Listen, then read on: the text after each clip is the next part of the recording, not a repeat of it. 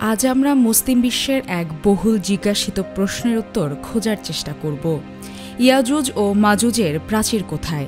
এই রহস্যময় জাতি এবং তাদের ঘিরে থাকা প্রাচীরটি নিয়ে কোরআন ও হাদিসে কি বলা হয়েছে, আর আধুনিক বিশ্বে এর অবস্থান সম্পর্কে কি ধরনের মতামত প্রচলিত আছে তা জানতে আমাদের সঙ্গেই থাকুন।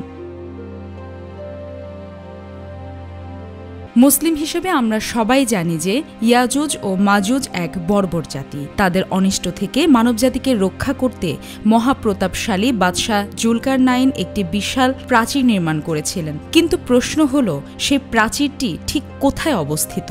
প্রথমেই আমরা কোরআনে কারিমের আলোকে জেনে নেই এই বিষয়ে কি বলা হয়েছে।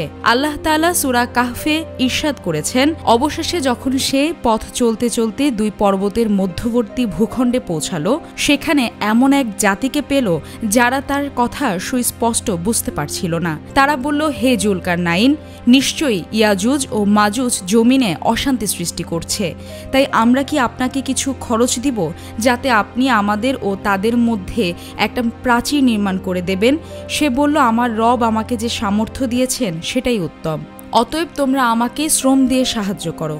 আমি তোমাদের ও তাদের মাঝখানে একটি সুদৃঢ় প্রাচীর নির্মাণ করে দেব। অবশেষে যখন সে দুই পাহাড়ের মধ্যবর্তী জায়গা সমান করে দিল, তখন সে বলল, তোমরা ফুঁক দিতে থাকো। অতঃপর যখন সে তা আগুনে পরিণত করল, তখন বলল, তোমরা আমাকে কিছু তামা দাও, আমি তা এর ওপর ঢেলে দেই। এরপর তারা প্রাচীরের ওপর দিয়ে অতিক্রম করতে পারল না এবং নিচ দিয়েও তা ভেদ করতে পারল না। সে বলল, এটা আমার রবের অনুগ্রহ। অতঃপর যখন আমার রবের ওয়াদাকৃত সময় আসবে, তখন তিনি তা মাটির সঙ্গে মিশিয়ে দেবেন, আর আমার রবের ওয়াদা সত্য। আরেকটি আয়াতে আল্লাহ তাআলা সূরা আম্বিয়াতে বলেন, অবশেষে যখন ইয়াজুজ ও মাজুজকে মুক্তি দেওয়া হবে আর তারা প্রতিটি উঁচু ভূমি হতে ছুটে আসবে। সূরা আম্বিয়া আয়াত 96। কোরআন হাদিসে ইয়াজুজ মাজুজের সুনির্দিষ্ট অবস্থান সুস্পষ্টভাবে উল্লেখ করা হয়নি, তবে কোরআনের ইঙ্গিত থেকে বোঝা যায় তারা পৃথিবীর উত্তরাঞ্চলে কোথাও অবস্থিত।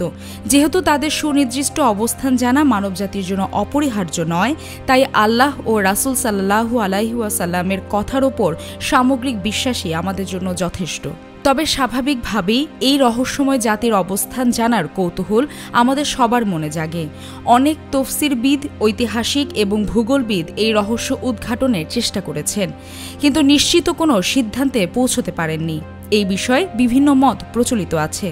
কিছু তাফসিরবিদ যেমন ইমাম তাবাবি ও কুরতুবী রাদিয়াল্লাহু তাআলা মনে করেন ইয়াজুজ মাজুজ তুর্কিদের অন্তর্ভুক্ত একটি জাতি, যাদের অবস্থান স্থল আর্মেনিয়া ও আজারবাইজানের কাছাকাছি অঞ্চলে। আবার কেউ কেউ বলেন তাদের অবস্থান চীনের উত্তরে, এবং অনেকের মতে ককেশাস পর্বতমালার আশপাশে কোথাও এই প্রাচীর অবস্থিত। তৃতীয় হিজরি শতাব্দীর প্রখ্যাত ভূগোলবিদ ইবনে খর্দিজ বা রাদিয়াল্লাহু তাআলা আব্বাসীয় খলিফা ওয়াসিক বিল্লাহ নির্দেশে দোভাষী সাল্লামের নেতৃত্বে একটি অনুসন্ধানী দলের অভিযানের কথা বর্ণনা করেছেন। প্রায় 2.5 বছর পর সেই দল ফিরে এসে পৃথিবীর উত্তর পূর্ব ভূখণ্ডে ইয়াজুজ মাজুজের অবস্থান সম্পর্কে তথ্য দিয়েছিলেন। এই ঘটনাটি ইবনে কাসির রাদিয়াল্লাহু তাআলা সহ ঐতিহাসিক বর্ণনা করেছেন। আল্লামা হিফজুর রহমান সিউহারবি রাদিয়াল্লাহু তাআলা লিখেছেন যে ইয়াজুজ মাজুজের দৌরাত্ম্য এতটাই বিশাল ছিল যে যুগে যুগে বিভিন্ন অংশে কয়েকটি রক্ষা প্রাচীর নির্মাণের কথা ইতিহাসে পাওয়া যায়। এর মধ্যে চীনের মহাপ্রাচীর, দাগেস্তানে অবস্থিত আরেকটি প্রাচীর এবং ককেশাস পর্বতমালার উচ্চ ভূমিতে অবস্থিত একটি প্রাচীর উল্লেখযোগ্য। শেষ দুটি প্রাচীরের যে কোনো একটি জুলকারনাইনের নির্মিত প্রাচীর হতে পারে বলে অনেকের ধারণা। তাহলে প্রশ্ন হলো, জুলকারনাইনের নির্মিত প্রাচীরটি কি ধ্বংস হয়ে গেছে?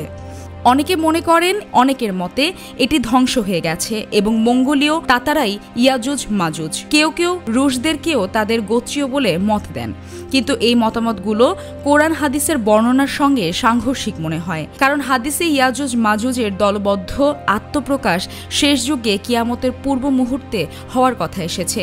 তবে এভাবে ব্যাখ্যা করা যেতে পারে যে তাতারি ও রুশ চাইনিজরা হয়তো ইয়াজুজ মাজুজ জাতির একটি অংশ, যারা ধীরে ধীরে সভ্য পৃথিবীর সঙ্গে মিশে সভ্য হয়েছে, কিন্তু তাদের গোত্রীয় বেশিরভাগ অংশই অসভ্য রয়ে গেছে, যাদের চূড়ান্ত আবির্ভাব কিয়ামতের আগে হবে। কিন্তু যদি জুলকারনাইনের প্রাচীরটি এখনও অস্তিত্বশীল থাকে, তাহলে আধুনিক তথ্য প্রযুক্তি এই যুগে যখন দুনিয়া হাতের মুঠোয়, আমরা কেন তার সন্ধান পাই না? এর জবাবে ওলামা একরাম বলেন, কারো খুঁজে না পাওয়া মানে অস্তিত্ব না থাকার প্রমাণ নয়। এই আধুনিক যুগেও দুর্গম পাহাড়ি ভূখণ্ডে বা সামুদ্রিক দ্বীপাঞ্চলে নিত্য নতুন এলাকা ও মানবগোষ্ঠীর আবিষ্কার হচ্ছে, যার খবর পৃথিবী আগে জানতই না। তাই হয়তো জুলকারনাইনের প্রাচীরটি কোনো পর্বতমালার নিচে মাটিচাপা পড়ে আছে, অথবা তাদের ভূখণ্ড বিশাল কোনো জলরাশি বা বরফাঞ্চলের আড়ালে থাকায় আমরা খবর পাচ্ছি না। কিয়ামতের আগে আল্লাহর নির্ধারিত সময়ে তাদের আবির্ভাব হবে, এটি অসম্ভব কিছু নয়। প্রিয় দর্শক,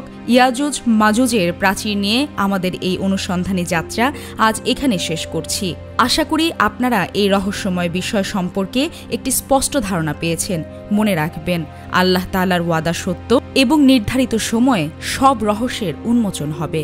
আমাদের সাথেই থাকুন। আল্লাহ হাফেজ।